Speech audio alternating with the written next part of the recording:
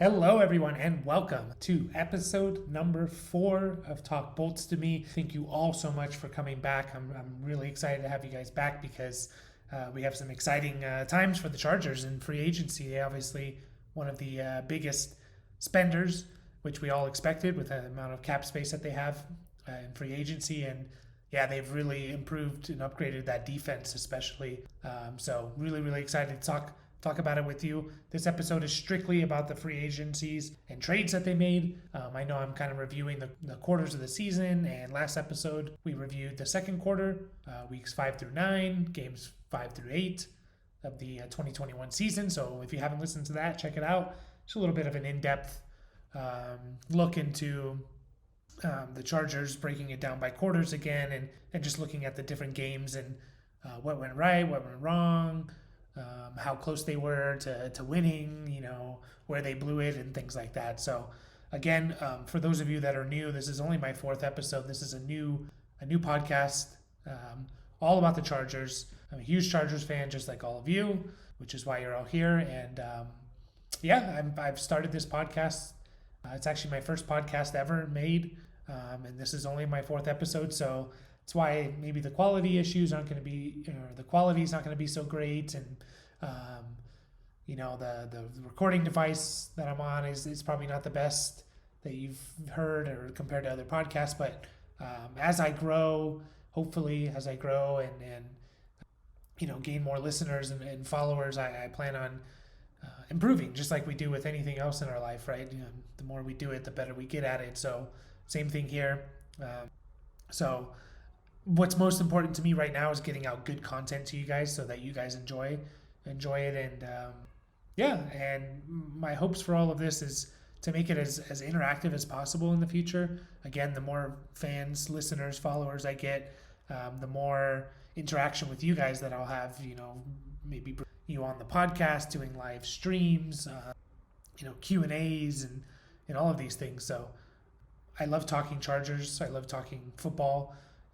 I love talking about it, not just me talking, but debating and talking with other people. So that's kind of my overall plan. And yeah, I hope we can kind of get that started as the season gets closer. I know right now you're not going to have as many people as interested in football stuff because it's middle of March, right? So, as we get closer to the draft and football season, hopefully we can start doing some more interaction with you guys. So again, thank you all so much for coming. And today's episode is all about the improvements of the Chargers, the free agents they brought in, and the big trade that they made. So let's get started.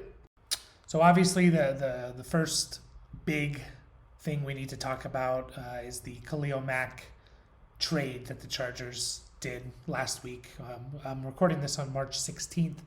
So last week, I think it was last Thursday or maybe the 10th or 11th.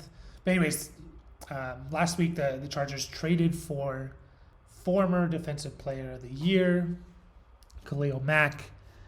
Pretty shocking trade, really. I did not expect something like this, and super excited to have Khalil Mack on the team. I know some people are maybe a little hesitant on what Mack can do and if he still has gas left in the tank, and I'm here to basically say, don't worry, guys. He definitely still has gas left in the tank.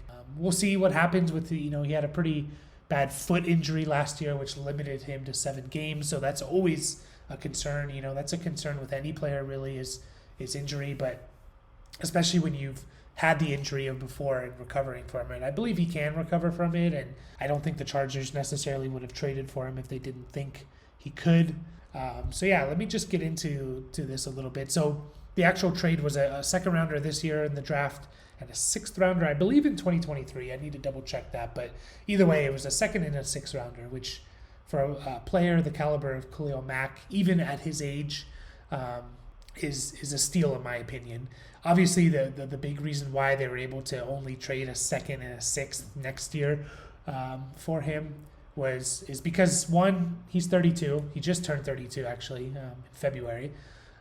So he's a young 32, and also his contract. He obviously has a huge contract So that was obviously something. It's really hard to trade that contract, right? So luckily for the Chargers, they have had a lot of money going into this offseason, so they were able to kind of take a risk and spend big money on him. So, they have him under contract, I believe, until 2024. Maybe 2025. I need to double check that. Till 2024, yes. This year's cap hit is actually not so bad. It's only 17 million. Well, closer to 18 million, the cap hit, which is, again, a huge cap hit. But if Khalil Mack can play like I think he's able to and capable of, then, this cap hit is not that big at all. It's a bargain. Yeah. The two big cap hits come in 2023 and 2024. I believe, I'm not sure yet because the dead cap numbers aren't showing for 2023 and 2024. But I do believe there's an out after next year. Like if for some reason like Khalil Mack is just a complete bust and not who the Chargers were expecting, I believe they can kind of get out of the contract without too much loss after this season. So yeah, I just think for the caliber player that Khalil Mack can be, this is a huge signing and something that was absolutely necessary for the Chargers. We know what their offense is. We know they have Herbert. They know they have Mike Williams and Keenan Allen, Josh Palmer, and that offensive line has improved drastically. There's still some improvements to make, but has completely revamped the offensive line in just 1 year. And it was the defense. The defense was a problem. And, they have some good players on defense. Obviously, Bosa is one of the top edge defenders in the NFL. Derwin James is a stud. They have some younger guys in like Asante Samuel and Adderley. And, there's some pieces, but they really, really needed one or two studs on this defense. And they got one with Khalil Mack, okay? He's absolutely dominant player. And not just as a pass rusher. He's actually probably even better at stopping the run and in the run game than he is as a pass rusher, which is saying a lot because he's a really good pass rusher too. I like to use PFF stats. I actually work for PFF as a part-time employee, and so I believe a lot in PFF, and I appreciate the work that they do, and I know the type of work that goes into their grades and everything. So I look a lot and use a lot of PFF, but I don't just use PFF. So for those of you that dislike PFF or hate it, I obviously know it's a piece of the puzzle. Maybe it's not the end all be all, but I like looking at it.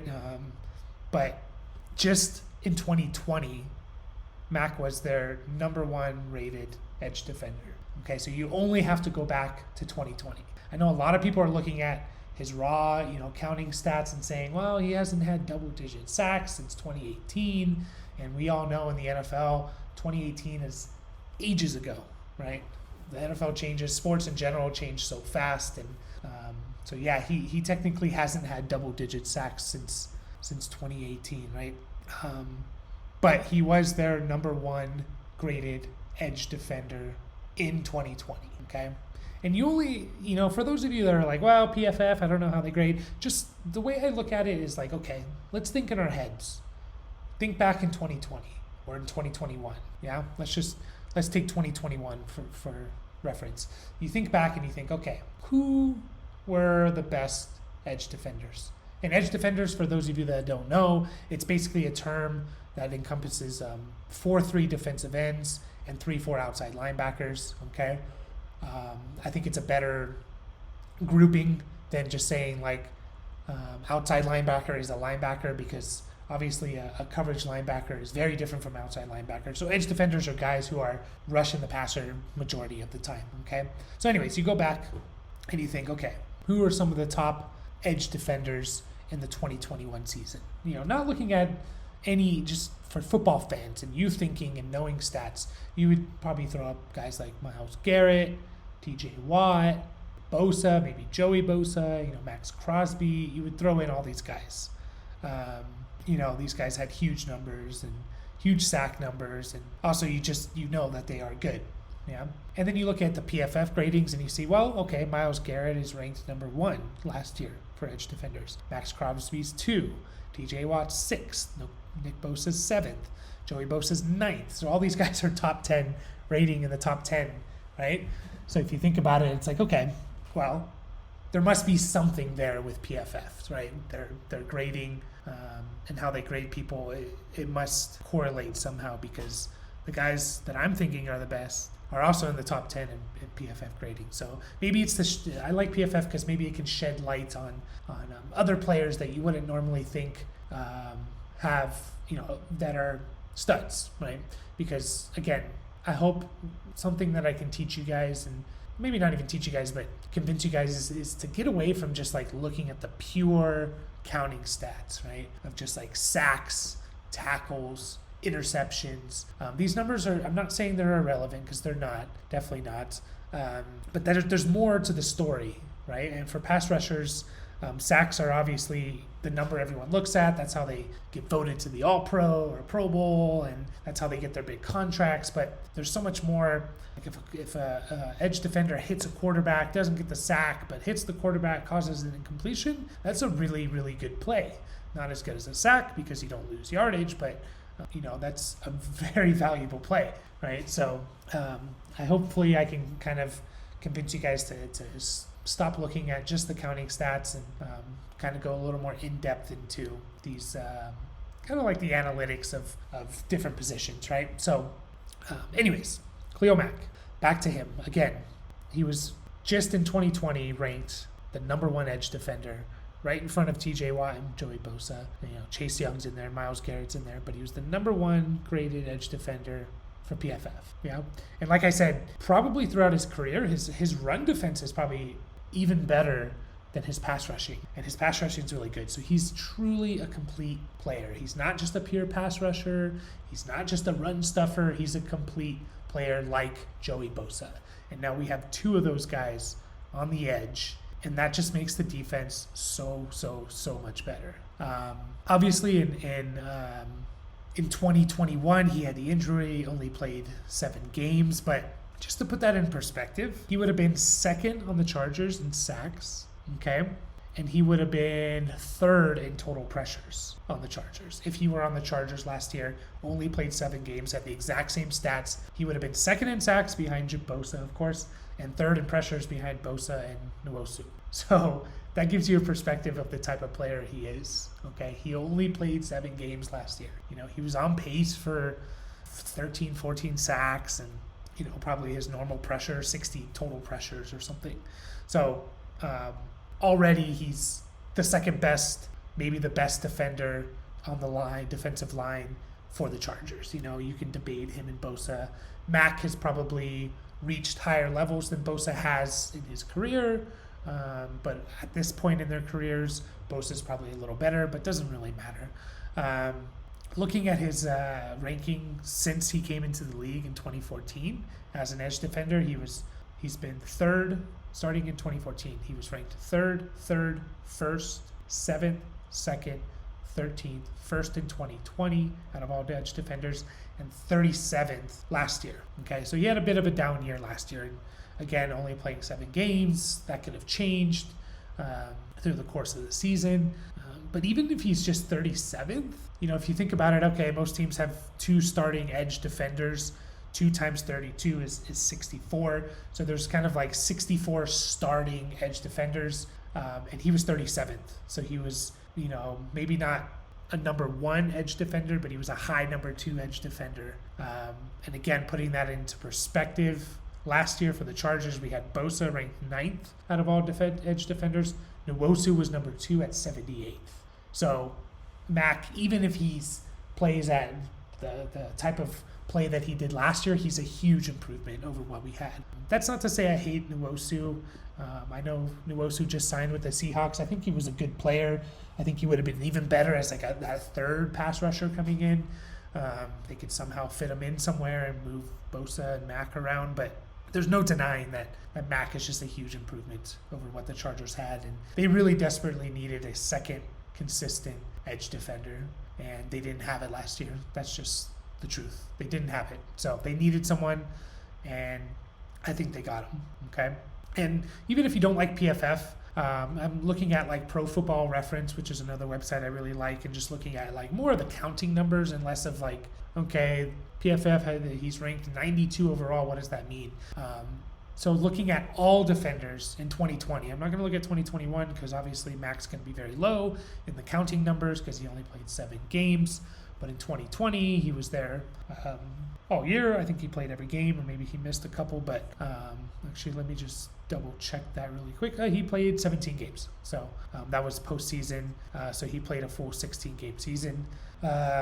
So looking at all defenders, okay, not just edge defenders. So we're looking at every single defender, secondary, linebackers, defensive line. He was 17th in stops. Okay, in tackles for loss. Okay, he was 14th in sacks, 14th in forced fumbles, 9th in hurries, 22nd in pressures. So he is legitimately an elite defender. And I really don't think he's going to fall off anytime soon, barring injury. Okay, injury is always a wild card, but I don't think just his age is going to be a problem. And you're pairing him with probably the best player he's ever played with in Bosa, right? So it's not like he has to be the guy like he was for the Raiders and the Bears. Like he can be the second guy, on that defensive line. So, I really don't think age is a problem. Like I said, he just turned 32. We've seen a lot of older guys make impacts defensively and as pass rushers over these last couple years. I mean, you just look at guys like Chandler Jones, who had, I believe, 10, 11 sacks or something. Let me just double check that really quickly. Chandler Jones. Well, I'll get back to that as that loads, but look at just off the top of my head. So Chandler Jones, he had 11 sacks according to PFF. Maybe it was 10.5. PFF doesn't record half sacks. If you get a half sack, it counts as a full sack. So there's always going to be some discrepancies there. But Robert Quinn last year had 18 sacks, and Robert Quinn's up there in age. Melvin Ingram and the impact that he had on the Chiefs last year. Maybe not looking at his stats, but he definitely changed that defense last year. There's other guys that have had a history of. Cameron Jordan has been a top edge defender, and he's up there in age. So there's these guys that Von Miller, he helped the Rams win the Super Bowl last year at age 33 or something like that. So I think he just turned 33. So don't think age is an issue. We're not expecting him to be a player for the next 7 years. We need him for the next 2 to 3 years, right? That's where we have this 2 to 3 year window of Herbert on a rookie contract. So the Chargers can spend all this money. And that's what we need him here. We need him for 2022, 2023, and maybe 2020. That's it. And I believe he can definitely help this. Well, he's obviously going to help the team, but he's going to have a huge impact on this team. So, as again, the Chargers trade for Khalil Mack, we're all excited. And then the next big news that come out is that the Chargers are going to get J.C. Jackson, maybe the top corner on the free agency market this year. So, they obviously needed more than one piece on defense. They needed another pass rusher. You always need cornerbacks in the NFL in 2022. Everyone starts 3 quarterbacks. That's like a given, but you need to be, 5-6 cornerbacks deep, it seems like. So they go out and they signed J.C. Jackson, which I think is another huge, huge signing for the Chargers. It's a 5-year, $82.5 million contract. The cap hit this year is only $8 million, so they're not paying him a lot this year, and they have an out after the 2024 season, which is normal for most contracts now in the NFL. Is usually after 3 years of these big contracts, you kind of have an out, and that's what the Chargers have with J.C. Jackson. They absolutely needed this again. They were weak at corner, in my opinion. They had Asante Samuel Jr., Michael Davis. Both of those guys, I think, were very inconsistent last year. They showed, Asante Samuel the first 4 or 5 weeks, he was looking like, maybe he can be Defensive Rookie of the Year. Obviously, he's nowhere near Micah Parsons, but he was playing at a very above average, good level, which is great to see as a rookie cornerback. Mike Davis had some games here and there where he looked He looked good, but they were just very inconsistent throughout the year. They definitely needed to bring in or draft a cornerback, and I still think maybe they need to bring someone in. You know, I know they signed J.C. Jackson, but I wouldn't be surprised if they drafted a cornerback in the first round or two. So this was absolutely necessary. You add him now with Mike Davis and J.C. Jackson, so Asante Samuel Jr. No longer are one of those guys going to be covering the number one. It's going to be J.C. Jackson potentially. So huge signing. Okay, he's young. He's going to turn 27 in the middle of the season. He's only been in the league since 2018, and he's just huge. You know, if you're modeling the Chargers defense, you know, Staley was the defensive coordinator of the 2020 Rams, which I talked about in my very first episode, which by either by analytics or even just like counting stats, that Rams 2020 defense was the best defense in the NFL. Whatever statistic you look at, they were always in that top 5, number 1, 2, 3. So they were up there, yeah. You couldn't really argue analytically or counting stats who was the best. So if you're kind of modeling around that and that idea, right? That Rams team had 2 stud pass rushers in Aaron Donald and Leonard Floyd, who both had both had double-digit sacks. Okay, and they had Jalen Ramsey on that team, a stud cornerback, and then they had some other good cornerbacks as well. Okay, they actually had 2 other cornerbacks who had really good years that year in Darius Williams and Troy Hill. Okay, not household names or anything, but those 2, that 2020 year had a really good year. Okay, so the Chargers now have that with J.C. Jackson. I don't think he's necessarily on Jalen Ramsey's level. Jalen Ramsey is, to me, he's the number 1 cornerback in the NFL. If you look at it over that 4 or 5 year window, and he has been, is he going to get beat? Yes, but and then you had these 2 other guys to kind of supplement them. And I think Mike Davis can be what the 2 cornerbacks on the Rams were. You know, Darius Williams and Troy Hill were. I think Mike Davis and Asante Samuel Jr. can be that to J.C. Jackson, and it's hard to measure like the impact that a stud like a Jalen Ramsey or a J.C. Jackson does. You know, obviously they're going to shut down a lot of times the number 1 receivers, and they're going to kind of close down a side of the field, which is going to make it life easier for Michael Davis, okay? And maybe they can play at a higher level and a more consistent level. So, again, you're molding this team, and hopefully Staley's trying to do it like he did with the 2020 Rams defense, and now you have your 2 stud pass rushers. Now you have your big, you have your stud cornerback in J.C. Jackson. You have some supplemental guys. Obviously, you have Derwin James still on this team, who's an absolute stud. So it's starting to form. I still think there are some pieces that need to be added to, but I think it's really definitely a good start. So looking at J.C. Jackson, as a rookie, he was the 47th ranked overall cornerback, 33rd in coverage, which is really the important part of a cornerback, right? Is that coverage. So he was 33rd in coverage. And again, that sounds terrible, he's not top 10. But if you think about, okay, definitely every team has 2 starting cornerbacks. That's 64 guys, right? 64 guys right there. But really, every team has 3 starting cornerbacks. So that's like 96th. If you're looking at, do you fall in the top 96 cornerbacks, then you're at least a starting cornerback on a team. His rookie year, 47th. So he's easily a mid-high range number 2 cornerback. um, and almost, a number one cornerback in terms of coverage as a rookie. Next, in 2019, he was 45th overall, 36th in coverage, kind of the same as his rookie year. And then he made some improvements in 2020. He was 30th overall and 31st in coverage. So now he's like, okay, he is a number one cornerback. Maybe not the best, but he's a number one cornerback on a team.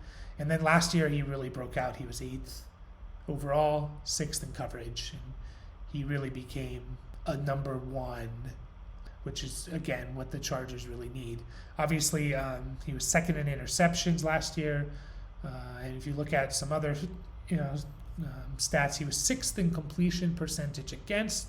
So he only allowed 49% completion percentage when he was targeted, which was 6th best. And actually, out of the 5 in front of him, only one other guy, cornerback, had 70 or more targets. J.C. Jackson was targeted 106 times and gave up 49% completion percentage. Okay, so some of the other guys ahead of him, they were only targeted 30 or 40 times. Like a couple, 2-3 times a game, really. Whereas J.C. Jackson is being targeted 8-9 times a game. So a lot harder to have that number when you're being targeted so much. Great signing in my opinion. Don't think they're done at the cornerback position, whether that's signing a guy, trading for a guy, drafting a guy. Don't think they're done, but really, really excited about this signing. So the next 2 signings for the Chargers were also to improve the defense, and those were 2 defensive tackles, a position the Chargers really, really needed, and that is Sebastian Joseph Day, who was on the Rams with Staley, and Austin Johnson, another defensive tackle who's with the Titans and the Giants, I believe. So like I said, defensive tackle was a really, really important position that the Chargers addressed in the free agency and maybe even in the draft. They were pretty light on in terms of players on their roster who can play defensive tackle. Before the Sebastian Joseph Day and Austin Johnson signings, they only had 3 guys on their roster that played any snaps for them last year. And really, 2 of those 3 were just kind of rotational guys who would play in, 10 to 15 snaps a game. And Joe Gaziano and Braden Fajoko, 2 guys who maybe a lot of you don't even know, played in less than 250 snaps. Both of them did last year for the defense. And then Jerry Tillery. So obviously Justin Jones and Linval Joseph, free agents. So really, really important that Chargers did something at the defensive tackle position and not just rely on the draft or just free agency. They kind of need to address it with both, which they will. I think they already have a free agency, and I think they will draft someone, at least one player, maybe 2, at some point in the draft. They have 10 picks now in the draft, so plenty of opportunities to address it. I want to start with the one I'm more excited about, and I'm really excited about. Obviously, the Khalil Mack, J.C. Jackson, huge additions to the team, but Sebastian Joseph Day, I think, is really, really going to be key this next year. A really underrated signing. It's going to be a player that it's not going to get a lot of news. It's not going to put up these huge numbers like Bosa or Derwin James and stuff, but he's really going to be key to allowing the Chargers to run the defense that they want to run. Okay, I've talked about this in past episodes. The first episode and also when reviewing some of the games last year. And Chargers don't dedicate extra assets to stopping the run. It's not that they want to be run over. They don't want you to run for 10 yards a carry or even 5 yards a carry. They want to stop you, but they're not going to put 8 in the box to stop the run. They're just not. They're going to play 2 deep safeties. They're not going to be burnt, by these deep passes, and they're really focused on shutting down the pass, making life difficult for the quarterback. Okay. Last year, we saw it come to fruition sometimes, I think, or more earlier in the season than later in the season. But they didn't have the guys there yet. You know, it's unrealistic to expect a head coach to kind of form the defense that they want to form, and you know they need their guys there, some type of their guys. So Sebastian Joseph Day is huge. Okay, it's going to allow the Chargers to continue playing their defense that they want to play, but in order to do that, you need guys up front. You know, the 4, 5, maybe 6 guys that you have in the box. You need them to be able to win their battles and stop the run at times, okay? They can't just be run over, okay? So, huge signing. Obviously, familiar with Staley. He was on that 2020 Rams defense that was number 1 in the league, where Staley was defensive coordinator. Okay, it's another young guy. He'll be 27 when the season starts. Contract is 3 years, $24 million. I don't know the details in terms of. I think I saw $15 million guaranteed, which is a lot, but I don't know the details in terms of the cap hits and you know if there's an out. It's only a 3-year contract, you know, $8 million a year, which again is not the same as what $8 million a year was 5 years ago. You know, the cap increasing $8 million a year is not a lot to dedicate towards a key piece on the defense and a necessary piece, in my opinion. So just looking into Sebastian Joseph Day, his best year was in 2020 for sure. He was ranked again by PFF 15th overall as a defensive interior player, which is really, really good. That's like, if the Chargers get that, then they got a huge bargain. If they get a player who's like considered a top starting defensive tackle, that's huge overall, you know. 14th in run defense. The run defense is where we're going to really focus on, because I think it's unfair to judge certain guys. Like, you can look at guys overall and say, oh, this guy's not so good. But when you look at like specific aspects of their game, they're going to be much better. So Sebastian Joseph Day, he's not really expected to come in and get even 5 or 6 sacks. You know, if he does that, that's amazing. But he's coming in to, you know, they're bringing him in to stop the run. So we need to kind of focus on what does he do in the run game, because that's his strength, and that's where he's going to make the biggest impact. So like I said, 2020, he had a really, really good year. It was only his second year playing, you know, NFL action. He was drafted in 2018, spent the whole 2018 season on the practice squad, played in 2019. This is, you know, kind of his rookie year. Obviously, he's a second-year player, but his first time doing some NFL action. And then his second year playing in the NFL, he had a really, really good year for that Rams defense. Okay, so like I said, 15th overall defensive interior player, 14th in run defense. 2021, he kind of regressed a bit. I mean, it's hard to say regressed, but you know, where he was ranked was lower. He did only play in 7 games again, just like Khalil Mack, which is something to keep an eye on. I think he tore like a pectoral muscle or hurt a pectoral muscle, but he actually did return for the Super Bowl. So he did play at least the game since he was, you know, from when he was injured back in the middle of the 2021 season.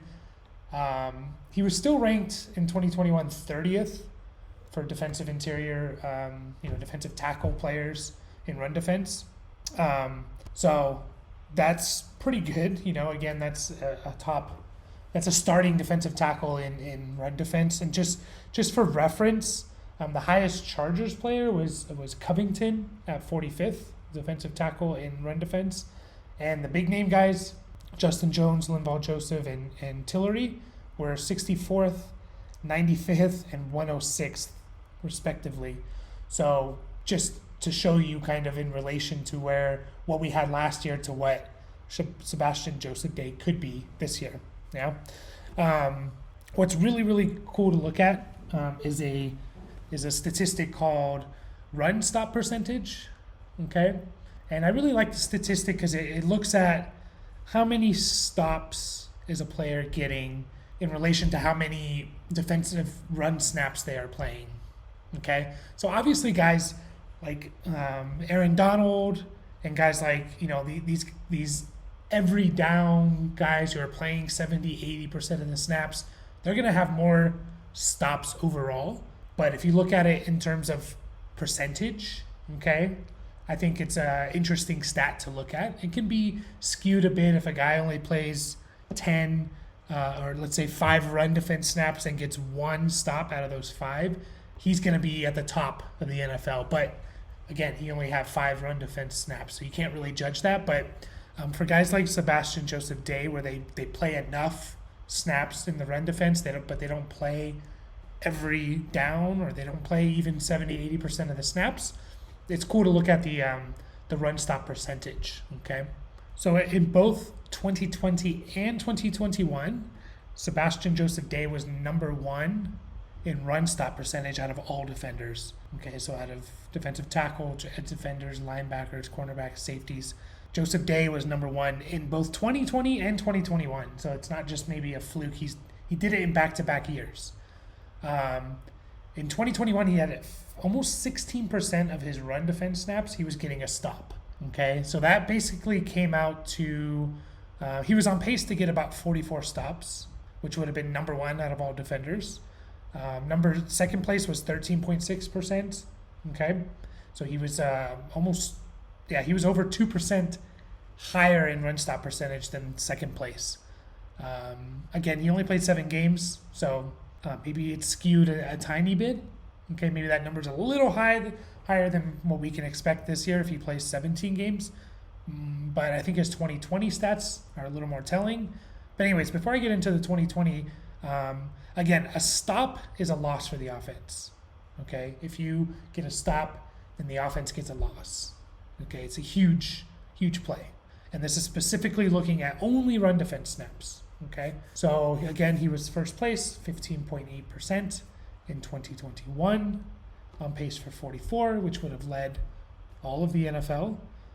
And again, just for reference, because I like to look at, okay, well, where would that have ranked for the Chargers, or where were the Chargers players last year in 2021? Our highest ranked, run defender, I guess, by this metric, the run stop percentage, was Linval Joseph, who was tied for 56th out of all defenders at 9.3%.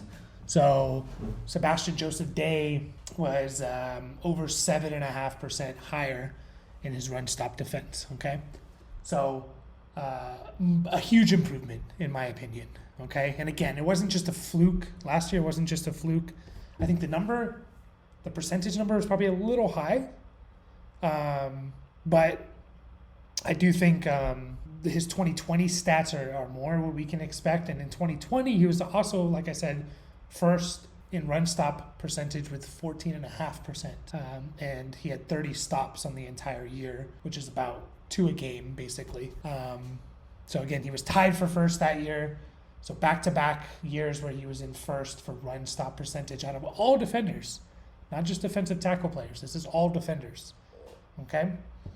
So huge. I can't stress how big it is to have a guy who, even if it's, his 2021 pace was about 2.5 stops a game.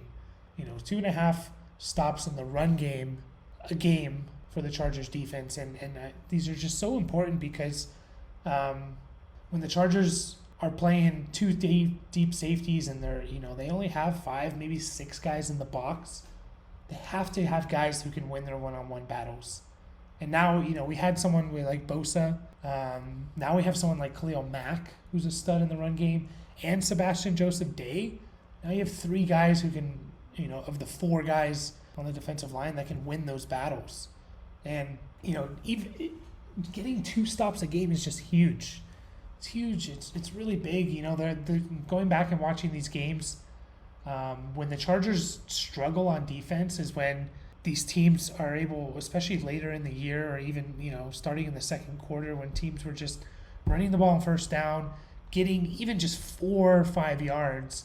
So they're 2nd and 5 and their whole playbook's open. They can run the ball again. They can throw it short. They can do anything. And they just keep moving the ball down the field. When the Chargers would get 3 and outs and when they would stop a team in the to force a field goal or something, is when most of the time on first down, the other team was only getting, negative yards, 0 yards, even 1 or 2 yards. So now they have to go 2nd and long And most teams are going to throw the ball. They're not going to run the ball back to back when their first run is only goes for 2 yards at most. Okay, so it's just key. If he can do that twice a game and that stalls 2 drives, that's amazing. Yeah, that's just gonna. This defense is going to improve so much from having Sebastian Joseph Day, and if he kind of does what he's done the last 2 years in the run game, then we're gonna be doing quite well. Doesn't really provide much as a pass rusher, and basically anything he gives us as a pass rusher is going to be extra. It's going to be the cherry on top to what we hope he does in the run game. In 2020, he was tied for 88th in pass rush productivity, which kind of takes into account sacks, hits, hurries. Obviously, there's sacks are weighted higher, but it takes all the pressures. So again, sacks, quarterback hits, and hurries in relation to how many times the player rushes the passer. So his number was 2.6 in 2020. Okay, and just for reference, Donald, who was number 1, Aaron Donald, he was at 10.4. Okay, Aaron Donald was pressuring the quarterback, either a hurry, a hit, or a sack, 18% of his pass rushing snaps. Sebastian Joseph Day was at 4%. He did improve in 2021. He was tied for 61st in defensive interior players with a 4.2 number, and he was getting a pressure 7% of the time. So, again, they didn't bring him in to be a pass rusher. Whatever he does as a pass rusher is going to be extra. So I'm really, really excited for this signing. I think it was a really important signing. Chargers needed it, and I'm glad they got it. So the other defensive tackle they got is, of course, Austin Johnson, another young guy, only 28 years old. I'd be lying if I said I knew a lot about him. And so just kind of looking at, advanced metrics and rankings of him on different websites and stuff. He was a 2nd-round pick in 2016. So, I mean, there's obviously something there. He spent his first 4 years with the Titans, the last 2 with the Giants. I believe his best year was last year. So that's something I really like. His best year was the most recent season. So sometimes I know 6 years, right? From 16, 17, 18, 19, 20, 21, 6 years of playing, and you kind of finally have that's kind of a late bloomer if this is kind of who you truly are. But sometimes guys just come out of nowhere. I don't think it was a coincidence that I believe I'd have to go back and look at the players and stuff, but I do remember the Giants at least supposed to have a pretty good defensive line. So maybe it's no coincidence that maybe the best defensive line he played on, he had his best year. Maybe that's not a coincidence. And look at the defensive line he's going to be playing with. Khalil Mack and Bosa and Joseph Day. So, he could have a very similar season as to what he had last year. So basically his overall rankings from 2016 to 2021, he was ranked 108th out of defensive tackles, and then 62nd in 2017, 106th in 2018, 65th in 2019, 59th in 2020, and then 73rd in 2021. So if we get the guy, who was ranking in the top 65, 70 players, defensive tackles, that's not bad. Again, teams generally have 2 starting defensive tackles. Obviously, there's a lot of rotation in there. So if you're getting a guy who ranks in the top 60, 70 guys, you're getting a starting, you're getting a quality defensive tackle. He's not, I don't think he's going to be a stud. I don't think he's going to be a Pro Bowler. I don't even think he's going to be on the level of having the impact that Sebastian Joseph Day is going to have. But, he could be a good rotational piece. And just for reference, again, 73rd would have been our 3rd best defensive tackle ranked last year, ahead of guys like Justin Jones and Jerry Tillery. So something to keep an eye on. And then looking at what he did in the in the advanced metrics of the run stop percentage. He was actually 26th last year out of all defenders, which is really, really, really good. If you get that this coming year, that's huge, right? He was 26th at 10.4% of his, so again, 10.4% of his run defense snaps. He was getting a stop. Again, comparing that to Sebastian Joseph Day, who was at almost 16 last year, and over 13 and a half in 2020. So that's a really good number if he puts that up again. That would have been the best on the Chargers by far. We're not even close. That would have been the best run stop percentage. So maybe there's something there. Maybe he's a better run defender. Could be an outlier though, because before that, in his previous 5 years, he was never even in the top 100. So could be an outlier. I'm not sure. Hopefully he can produce maybe not that level, but maybe at an 8 or 9% level, which is really good. And 2021 was also his best pass rushing season. So he had a pass rushing productivity number of 3.7. So again, not amazing. He's not going to necessarily change the game with his pass rushing, but it was his best year last year, and he was pressuring the quarterback on about 6.5%. So, I mean, if he can kind of do what he did last year for the Giants, then I think we found a really good player, right? We found an above-average, rotational defensive tackle who can make some plays in the run game and maybe get 3 or 4 sacks and pressure the quarterback, 8% of the time or something. So, yeah, I like the signing. They definitely need it. I do think it's an improvement over guys like Linval Joseph and Justin Jones.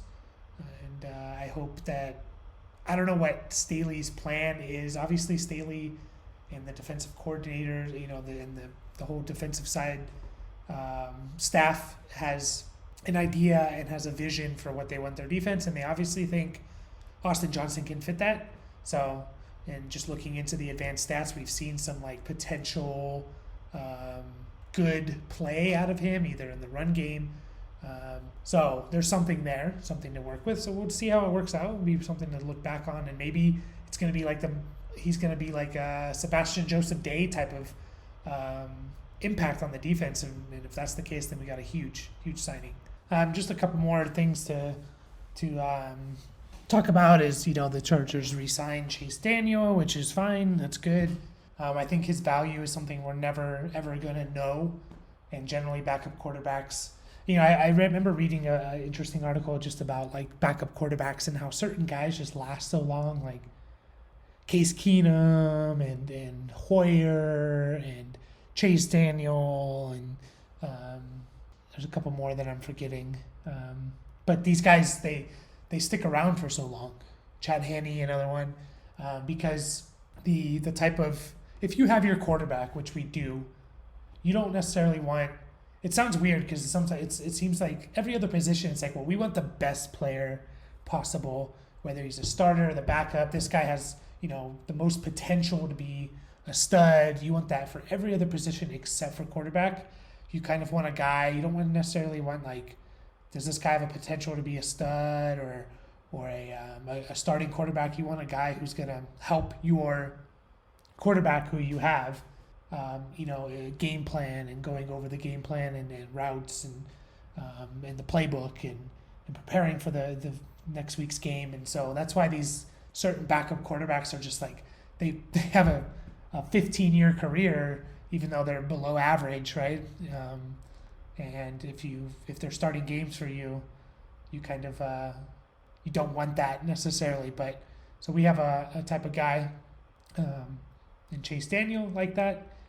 So I think his value is, we're never going to know. We don't know during the week and in preparation for the coming games what Chase Daniel does for Herbert. So that's fine. Not upset with it. I don't know why anyone would be upset with having Chase Daniel around.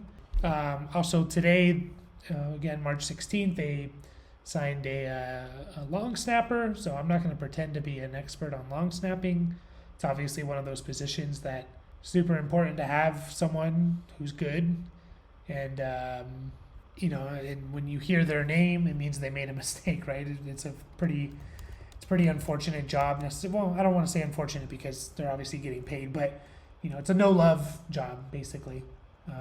No one's ever going to know their name unless they make a mistake.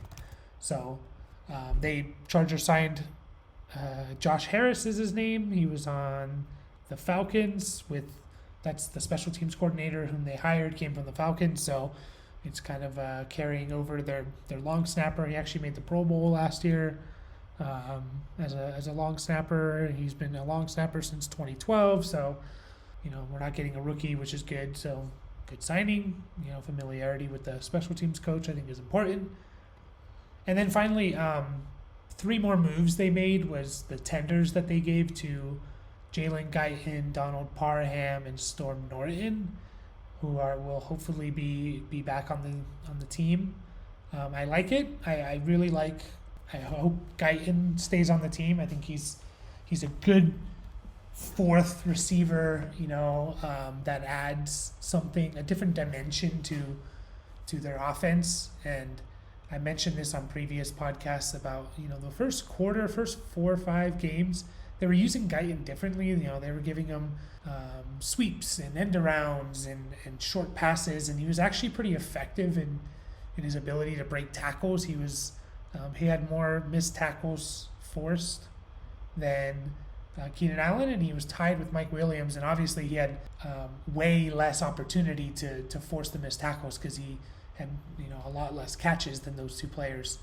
So I'm intrigued by Guyton, and obviously in 2020 they used them much differently. They used them as like a deep threat and bombs from Herbert, and they didn't really do that much or that often in 2021. But they were using him, in interesting ways because he's a really fast guy, maybe the fastest guy on the team, and they were giving him those end arounds and jet sweeps, and it was just adding something different. And I hope they kind of expand on that a little bit and also go back a little bit to how they used him in 2020. The Parham one I also like. Again, Jared Cook's a free agent, so I would be interested to see what they do at tight end in general. I think they're going to address it somehow, either a free agent or through the draft. Apparently the draft is pretty deep in tight ends. I like Parham, and I think the team likes him as a receiving threat as well. I think it's interesting. They were using him a lot in the red zone, and I think he caught 4 touchdowns or something like that, and could have had another one on the play he was injured in the Steelers game, which was scary. But I like Parham, and I'm glad he's back, and I hope he stays. And I think the team really does like him as a receiving threat. And then, of course, Storm Norton, who's kind of the whipping boy of the Chargers. And I was explaining to someone on a Facebook comment, actually, and these tenders, so basically I think it's $895,000 for Storm Norton's salary this year if he stays on like this tendered contract, and none of it's guaranteed, meaning they can basically cut him at any time and they don't have any losses, no dead money. So it seemed to make sense. It's like, why not bring back a guy who started a lot of games last year, is familiar with the offense. You need tackles. They only had 2 before the Norton signing. They only had 2 true tackles on the team, which was Slater and Pipkins. Then they had Schofield, who could maybe play tackle, but he's more of a guard. So it made sense. It's like one of those things. It's like, don't leave yourself just like without anyone. At least have someone, and if you can somehow upgrade the tackle position through future free agency or the draft, then maybe you can cut Storm Norton. If not, then hopefully he's just a backup on the team. He actually was like an above average run blocker. He was actually pretty good in the run game, but he was just absolutely horrendous in the passing game. And his pass blocking was just horrendous, and we can't have that at our right tackle position. Max Crosby, is his daddy, basically. Just kind of owned him both games, especially that last Raiders game. So yeah, I'm not too upset about the Storm Norton signing. I think it's fine, and we'll see what happens. He might not even be on the team come September. So, yeah, kind of interesting. They did cut Bulaga, which I think was expected because the guy hasn't really played much for us since we signed him, and It was like a 10, almost $11 million cap saving with that. So I think as of now, like taking out the money that's going to be dedicated to their draft rookies, which I think it's around 10 million. I think the Chargers, and they have something like 6 or 7 million, but if they can use like their in-season cash, it's like 14 million or something. Obviously, there's a lot that, as we've learned, that teams can do to manipulate kind of the cap. And it seems, I don't know, it seems kind of like, what is the cap really? But you can redo contracts, push money down the line, and to free up more space now to sign more guys. But yeah, I think they have somewhere around like 13, 14 million, which is enough to sign maybe someone else. And, they could restructure some contracts. I know I've seen a lot of like restructuring Khalil Mack's contract, but again, when you restructure, that just pushes the money for later, if in future years. And I feel like with a guy like Mack, you don't really want to do that because he's an older guy coming off an injury. So it's like you want to be able to get out of that contract pretty easily if something goes wrong, he's not recovered from the foot injury, or he's just too old and can't play anymore. Whereas if you restructure it now and then you find that out, then you're paying him all this money, and he's either going to be not on your team or he's not going to be worth it. So maybe a guy like Bosa is a guy you can restructure. That would make a little more sense because you expect Bosa to still be playing at a high level for the next several years because he's much younger. But yeah, other than that, I don't really know if they can make any more cuts. It doesn't really make any more sense to make any more cuts to save any more money. I think Bulaga was kind of like the only guy that really made sense. And the other guys on your team, either you're not going to save that much or they're too important of a piece to cut. It's like Lindsley, obviously, Michael Davis, Filer, Eckler. These guys you're not going to cut. You could cut Tillery, but it's like you only save. I think you only save like 2.5 million or something. No, actually, you can't cut Tillery. Yeah, you would save like 2.5 million or something like that, or even less, like $1 million. So I don't really see these guys being cut, and I don't think they should either. You can't just let go of people. You have to replace them with someone. So I don't know how much more the Chargers are going to do in free agency. Maybe not so much in the coming days, but maybe later in the year, like after the draft, there's always free agency moves. So we'll see. I'd still like to see them, positions I still think they need is offensive line upgrades, either at the right guard or right tackle, preferably the right tackle. I wouldn't mind another running back potentially. And again, this could be through the draft as well. That's fine. I don't know what they think of. I know they've dedicated 2 draft picks the last 2 years to running backs. I don't know kind of their opinion of Roundtree and Kelly, but maybe another running back that can kind of lighten the load for Austin Eckler a little bit because he's really valuable. And I'm afraid if they give him the amount of touches that they did like last year, that he's going to get hurt. So yeah, maybe a backup running back, the right side of the offensive line, maybe a weapon. I definitely think tight end's gonna come from somewhere, whether that's free agency or draft. Maybe a receiver. Like they're pretty open at pick 17. Like they can kind of go whatever direction they want to go. Besides like obviously quarterback, because they kind of have most positions filled, and they just need like if there's a stud that falls at like a receiving stud that falls, or obviously a offensive lineman or something, like they can take them. So I still think they need another cornerback because you need 5 or 6 of those guys. I think they could use a third pass rusher. You got Mack and Bosa, but I think you need kind of like that third guy that's going to get 6 to 8 sacks or something, and hopefully Bosa and Mack get double digits, and you need that third guy that can provide that pressure.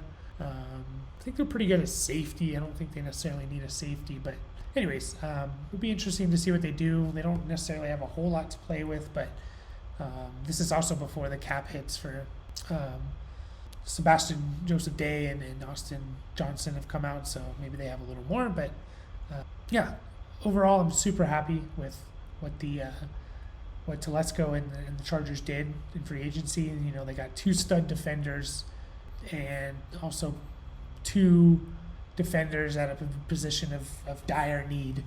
And I think their defense now has the potential to be a top defense to go along with hopefully another year of a top offense with Herbert. So, yeah, that's it for today's episode.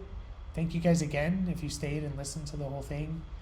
I'm really open to comments. You can obviously listen to this on SoundCloud or Spotify or iTunes, wherever you get your podcasts. I'm uploading these, just the audio basically, to YouTube. You know, it's at Talk Bolts to Me is the YouTube channel. So if you guys listen, wherever you listen, leave comments, likes, follow me, you know, kind of hopefully start getting more of a following, and then we can kind of give back to you guys and include you guys again, maybe bring you on the podcast, Q&As, live streams. And yeah, so I appreciate you guys, and I hope you enjoyed today's episode. I'm hoping to finish up the season quarter by quarter recap by the weekend or beginning of next week, and we can kind of start getting into like draft guys and draft prospects. So again, thank you, and go Chargers.